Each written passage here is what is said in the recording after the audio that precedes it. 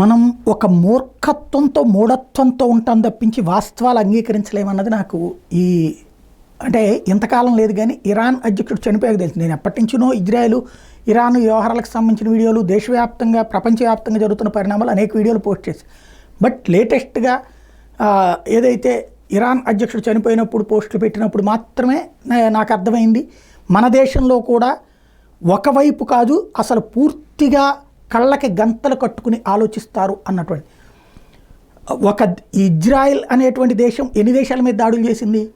14 దేశాలు కలిసి దాని మీద దాడి చేయడానికి సిద్ధపడితే 14 దేశాల మీద ఒక్కసారిగా విరుచుకుపడి తనను తాను రక్షించుకుంది. అది మొట్టమొదట ఆ దేశాలని దాన్ని ఆక్రమించుకోవడానికి ప్రయత్నిస్తేనే కదా అది ప్రతిఘటన.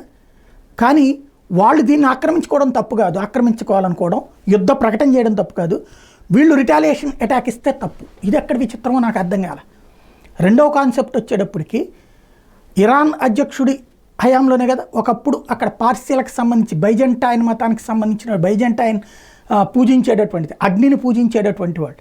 సరే, అక్కడ మతానికి సంబంధించినటువంటి ప్రక్రియ జరుగుతుంది, వాళ్ళకి అక్కడ ఎలాంటి హింస జరిగింది ఇదంతా కళ్ళెదురుగుండా కనిపించినటువంటి సత్యమే కదా జరిగిన పరిణామాలు. కానీ దాన్ని అంగీకరించడానికి సిద్ధపడట్లేదు ఇక్కడ ఉన్నటువంటి వాళ్ళు. మన వాళ్ళే ఒకప్పుడు వాళ్ళందరూ కూడా. కానీ మన దేశంలో ఇప్పుడు మన వాళ్ళు కాకుండా పోతున్నటువంటి పరిస్థితి విచిత్రంగా ఉంది. ఇది ఒక ఎత్తు. రెండవది, ఇజ్రాయెల్ మీద ఇప్పుడు దాడులు చేస్తున్నది ఎవరు? మొట్టమొదటి వెళ్ళి ఎవరు ఇజ్రాయెల్ని కెలికింది? మొన్న హమాస్ అనే తీవ్రవాద సంస్థ. ఎందుకు కెలికింది? పాలస్తీనాని దేశం కింద గుర్తింపు చేయడం కోసం చేసింది. అది ఒక హింస చేస్తే తప్పించి గుర్తించడం. పీఓకేని ఎందుకు పీఓకే నుంచి అనేక సార్లు వచ్చి కాశ్మీర్లో అరాచకాలు చేసి దేశమంతా అరాచకాలు చేసింది. కాశ్మీర్ సమస్యను ప్రపంచం దృష్టికి తీసుకెళ్ళి కాశ్మీర్ని ప్రత్యేక దేశంగా గుర్తింపు చేయడానికి తీవ్రవాదాన్ని ఒక అస్త్రంగా ఎంచుకున్నారు. అక్కడ కూడా అదే జరుగుతోంది. అలాగే ఇజ్రాయెల్ మీద దాడి చేసి 1200 మంది ప్రాణాలు తీసి 400 మందిని బందీలుగా అట్టుపెట్టుకుని ఇప్పటిదాకా కూడా వాళ్ళ చేతుల్లోనే ఉంటే దాని పట్ల జాలి లేదు.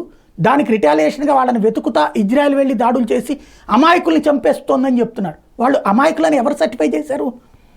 హమాస్ తీవ్రవాదులు అక్కడ ఉన్నారు. హమాస్ తీవ్రవాదులు అమాయకులను అడ్డు పెడుతున్నారు. వాళ్ళు వీళ్ళు డైరెక్ట్గా యుద్ధం చేసుకోవచ్చుగా, ఎందుకు చేయరు? చెప్పరు. ఇప్పుడు ఇదంతా ఎందుకు చెప్తున్నానంటే మన దేశంలో కూడా మూఢత్వాన్ని ప్రోత్సహించేవాళ్ళు తయారవుతున్నారు. ఆ మూఢత్వాన్ని అంగీకరించే వాళ్ళు పెద్ద ఎత్తునున్నారు అనడానికి సజీవమైనటువంటి సాక్ష్యం. ప్రాణాలు ఎవరు కోల్పోయినా తప్పే, కానీ ఒకళ్ళ ప్రాణాలు తీయడం కరెక్ట్. ఈ దేశంలో దాడులు చేసినటువంటి దుర్మార్గుల్ని వెనకేసుకొచ్చేటటువంటి వాళ్ళు ఎలా ఉన్నారో అక్కడైనా అంతే ఉన్నది మన దేశంలో. ఒక పాయింట్ ఆఫ్ వ్యూలో నడుస్తున్న వాళ్ళు అన్నటువంటిది అర్థమవుతుంది. అయితే ఇప్పుడు యహియా సిన్వర్ ఎవరైతే పాలస్తీనా హమాస్ నాయకుడు, దమ్ముంటే మొత్తం సైన్యాన్ని తీసుకుని ఇజ్రాయెల్ ఎదురుగుండా యుద్ధం చేసి పాలస్తీనా వర్సెస్ ఇజ్రాయెల్ యుద్ధంలో అటు ఇటు తేల్చుకోవచ్చు. అలా కాకుండా చాటు దెబ్బలు తీసేటటువంటి వాడు.